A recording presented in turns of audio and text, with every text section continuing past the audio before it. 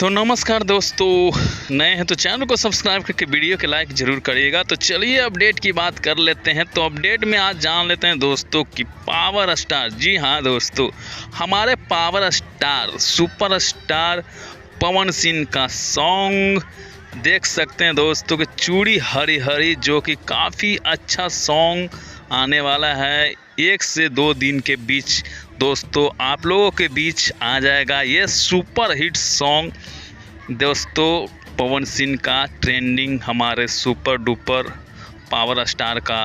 और काफ़ी इन दिनों मेहनत कर रहे हैं बोलबम गाने को लेकर। काफ़ी अच्छे देख सकते हैं कि पोज में फ़ोटो खिंचाए हुए हैं। और दोस्तों बता दें कि काफ़ी अच्छा सॉन्ग। तो दोस्तों इसी तरह के न्यू लेटेस्ट अपडेट है। और आगे की अपडेट बता दें दोस्तों कि आप लोगों बताएं कि आप लोगों को क्या राय है पवन सिंह के गाने के बारे में।